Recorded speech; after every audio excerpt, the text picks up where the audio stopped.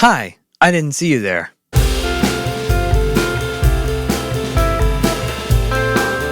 So the last time we talked, I was starting to walk you guys through the process of how I write a song.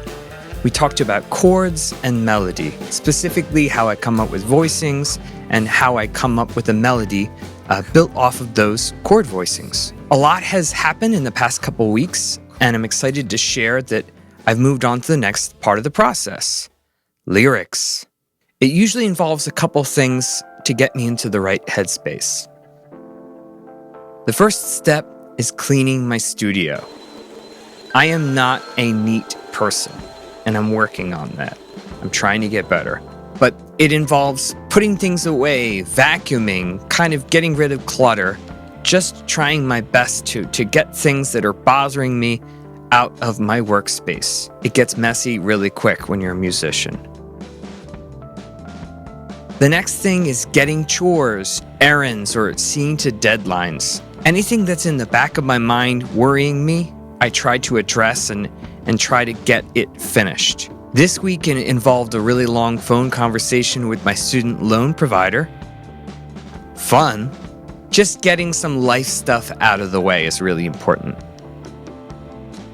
The next thing I like to do is to go for a walk or for a drive. Just getting away from digital devices, getting away from technology, trying to get out into nature. This week, the weather was not really cooperating. It's been really warm and kind of rainy, just a strange late December. But I finally kind of made it out this week, and I tried to just get away from anything that was distracting me.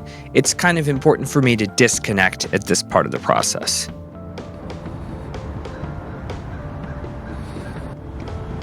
Sometimes it's nice to get away from everybody.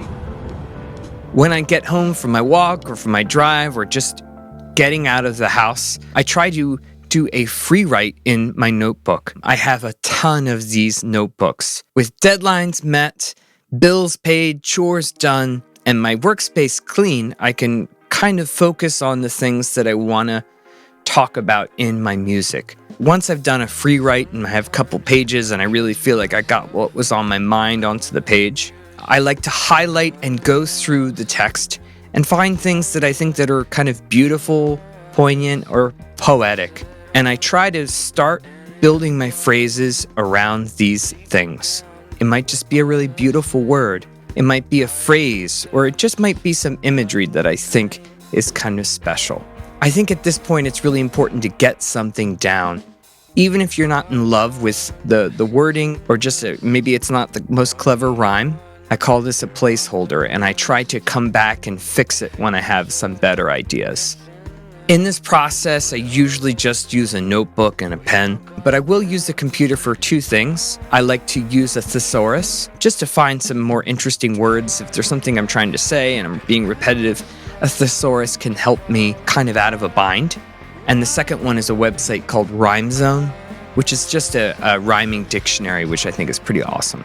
From there, it's on to making the demo. So the song that started a couple weeks ago has kind of turned into a full-fledged demo right now. This time of year, everybody's pretty reflective, and I would say I'm definitely part of that group. This song turned into a criticism of myself, which happens sometimes. I tend to hold on to things, and I have a really hard time throwing things out. I have this worry that I'm going to end up like an old lady hoarding newspaper and cats. I tend to mythologize and turn objects into artifacts. I do it all the time in my artwork. But nonetheless, it's really hard for me to throw things away to my own detriment. So this song is really exploring that part of me. The verses use a lot of alliteration, which can kind of be a little hokey, but I'm really proud of how it turned out. Here's a demo I recorded earlier today. Hold on to things that I should let go, buried in the memories of what to show.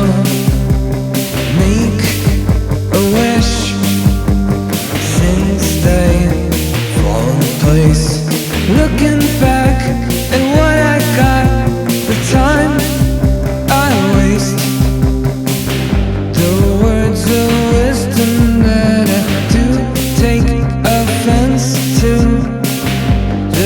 signs of someone who just won't go pretending. I sense there's something in your eyes, just a twinkle. I feel a roaring rumble, think there's a symbol.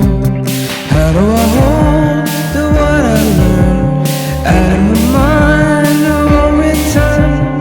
Gotta be a better way, keeping the past, let it stay. Holding on to things I should let go, buried in memories. What to show me a wish, things they fall in place. Looking back at what I got, the time I waste. Harder to handle, I let go, but I fear it. Machine meander, maybe they do have spirit. Return remembering the times that you had there. Forget the fading fall, there's plenty to spare. How do I hold to what I learned? Out of my mind, I won't return. Gotta be a better way, keeping the past, let it stay. Holding on to things I should let go, buried in memories.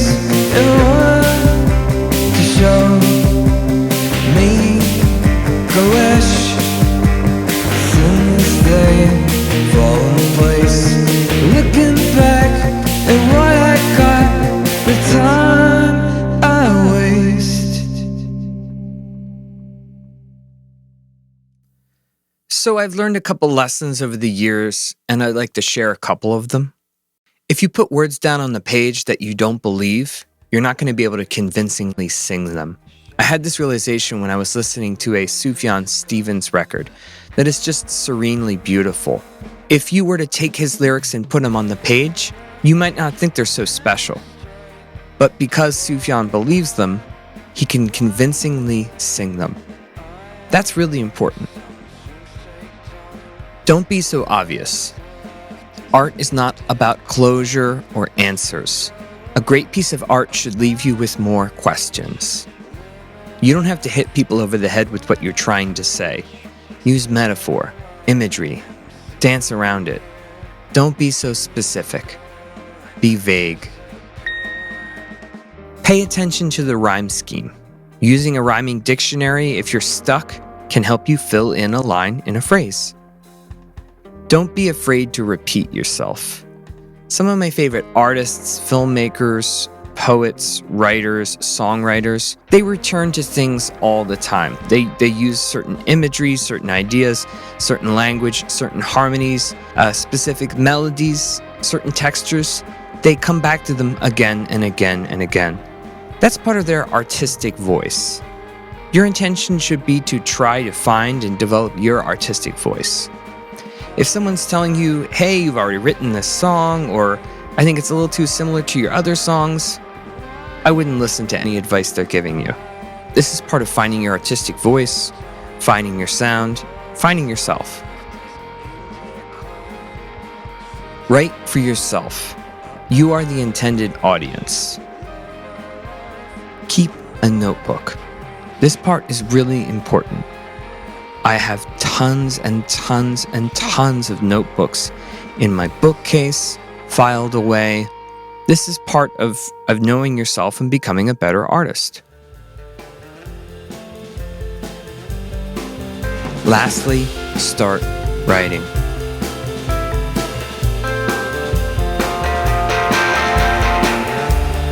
Bye now.